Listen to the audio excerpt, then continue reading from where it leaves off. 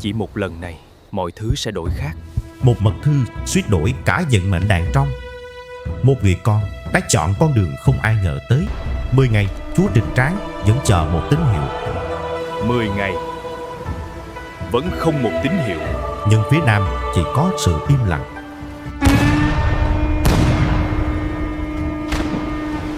Theo ta, xung phong! Rồi mọi thứ kết thúc chỉ trong khoảnh khắc.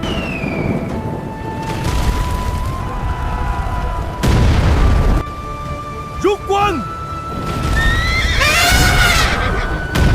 Hai người dựng nên lũy thầy đã hoàn thành sứ mệnh của mình.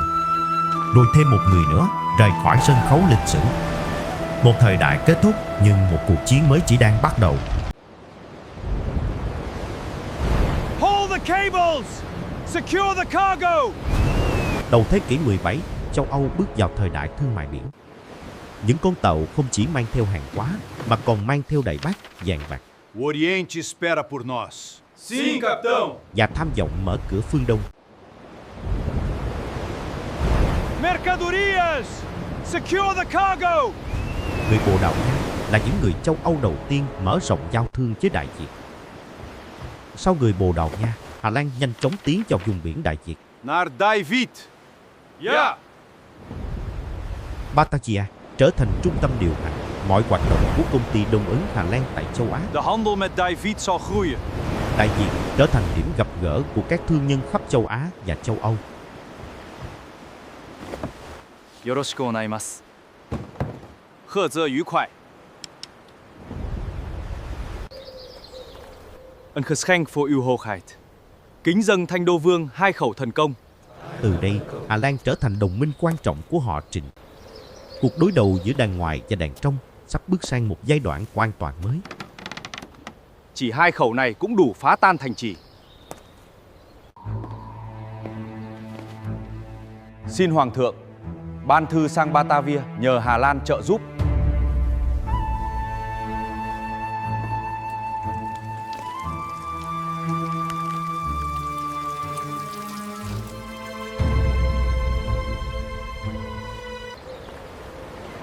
Mời xem tơ lụa gốm sứ Đại Việt. Koreva Saiko no Kunodes. Gute Handel, Aussteikende Seide. Năm 1637, phố Hiến trở thành cửa ngõ giao thương lớn nhất miền Bắc Đại Việt. Từ Nhật Bản, Trung Hoa Simla, Hà Lan và Bồ Đào Nha, những con tàu đều tìm đến phố Hiến.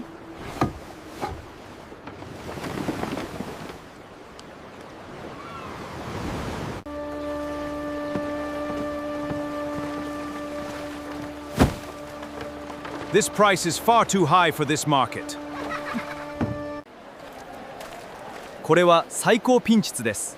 价格可以商量。Aussteikende Seide. Xin mời xem hàng. Tiền bạc, hàng hóa và vũ khí cùng hội tụ về phố Hiến.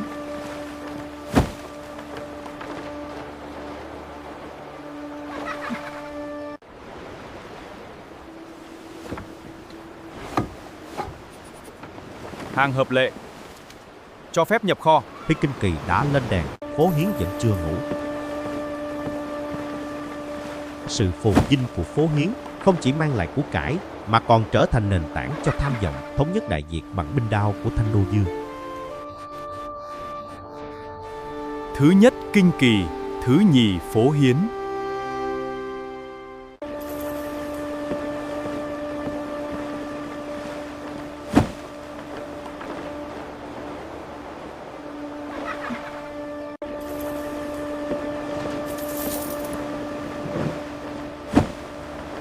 Có tiền sẽ có súng, thiên hạ sẽ thuộc về ta. Sau chiến thắng năm 1627, Đào Duy Từ bắt đầu xây dựng một phòng tuyến chưa từng có trong lịch sử Đàn Trong. Kẻ địch chưa chạm đến thành đã phải vượt qua hào nước và cạm bẫy. Mỗi bước tiến của quân Trịnh đều phải trả giá bằng máu. Sau cuộc chiến năm 1627, Đào Duy Từ đã biến miền Bắc Quảng Bình thành một pháo đài khổng lồ. Đánh thắng một trận, chưa phải thắng.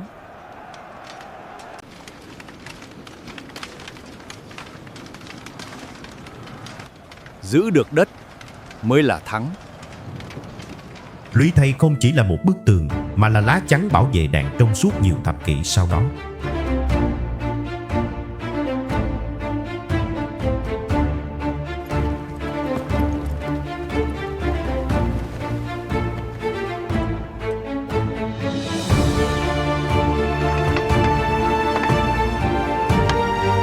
Khai hỏa!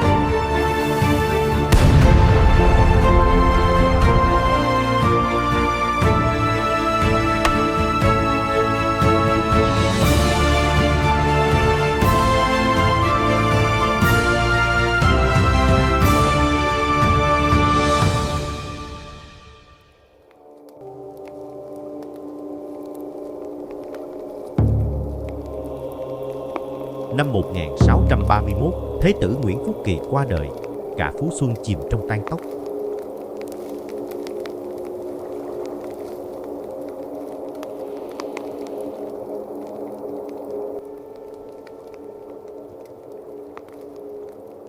Sau tang lễ, công tử Nguyễn Phúc Lan được lập làm thế tử.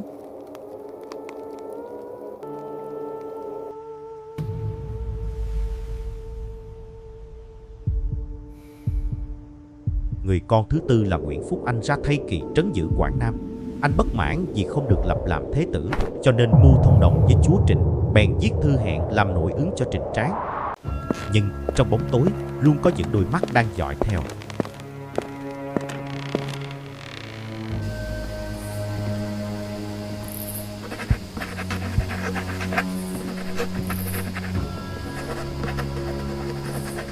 Nếu Thanh Đô Vương Nam tiến, ta sẽ mở cửa, nội ứng ngoại hợp, nhất định thành đại sự.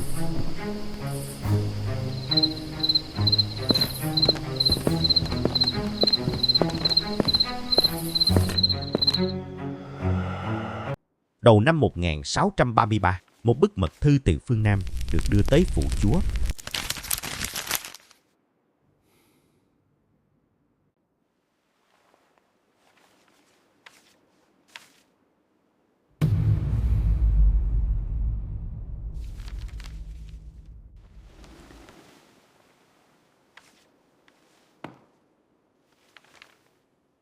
Trời giúp ta. Xin nghe lệnh Thanh Đô Vương. Chuẩn bị đại binh, Nam tiến phạt Nguyễn. Chúa thượng anh minh. Chỉ sau ít ngày, đại quân họ Trịnh bắt đầu hướng về phương Nam. Tin rằng đã có nội ứng, Thanh Đô Dương Trịnh Tráng quyết định phát động cuộc Nam chinh lần thứ hai. Nhưng ông không hề biết ở phía Nam một cái bẫy còn lớn hơn đang chờ đợi. Kế nội ứng chưa kịp thực hiện đã trở thành chiếc bẫy dành cho chính quân Trịnh.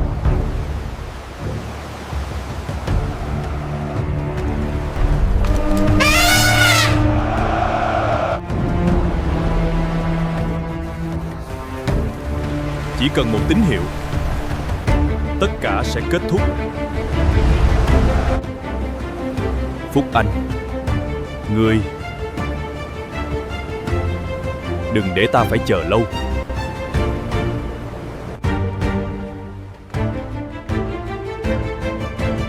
Hôm nay chắc sẽ có tin. Có lẽ hắn đang tìm cơ hội. Vì sao vẫn chưa có tín hiệu? 10 ngày vẫn không một tín hiệu. Phúc Anh, rốt cuộc ngươi đang làm gì?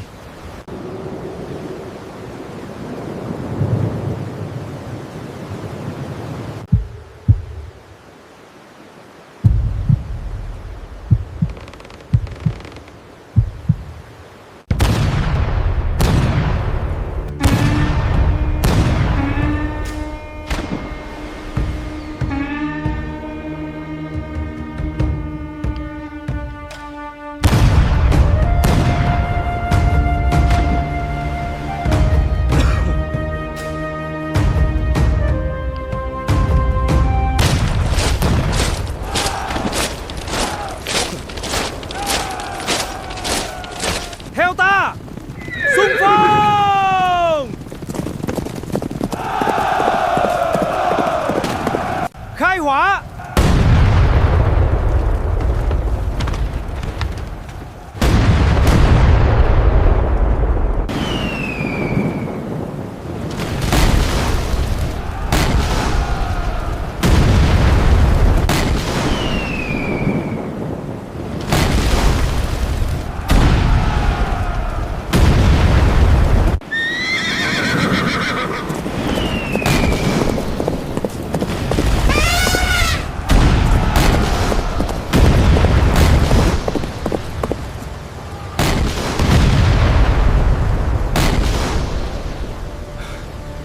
Rút quân.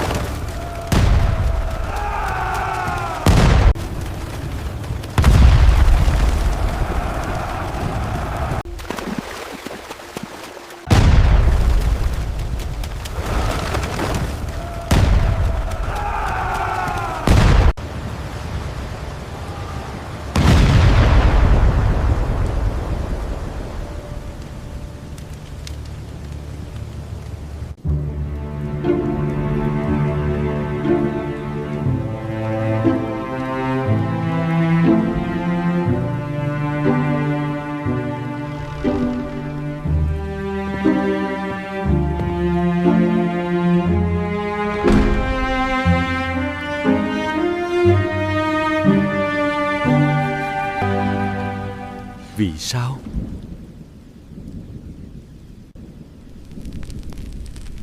Không thể dựng bằng tình riêng. Chúa Công nên đặt quốc pháp lên hàng đầu.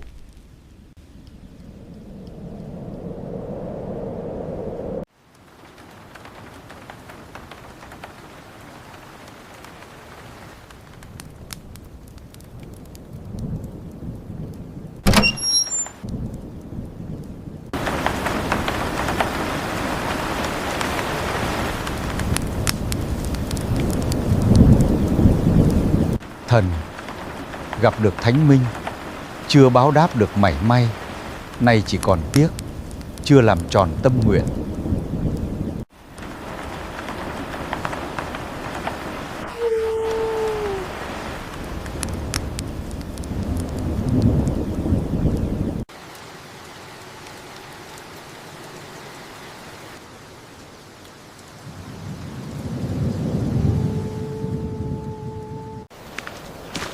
Người dựng nên lũy thầy đã ra đi. Chúa Nguyễn Tri Phong ông là hiệp mưu đồng đức công thần, đặt tiếng kim tử Dinh Lộc đại phu. Nhưng bức thành ông để lại vẫn tiếp tục che chở đàn trong suốt nhiều thập kỷ sau đó.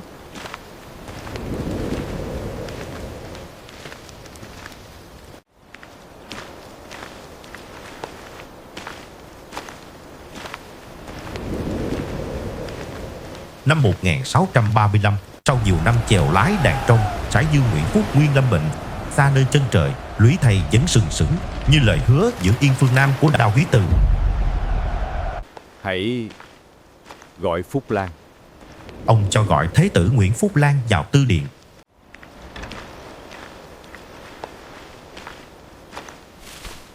Phụ thân gọi con.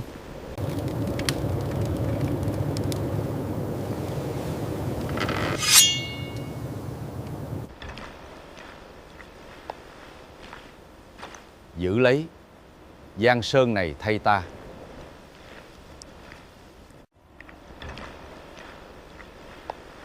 Con xin ghi nhớ, nguyện giữ vững cơ nghiệp đàn trong.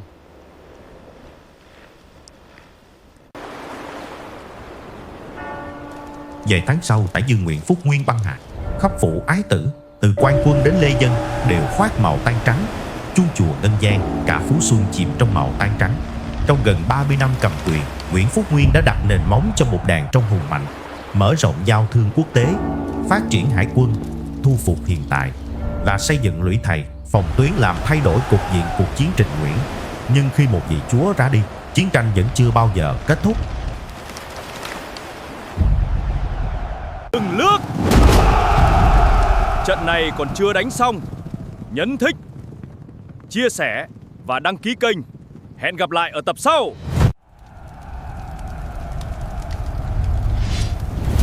Đại Nam ngoại truyện, kể lại lịch sử theo một cách mới.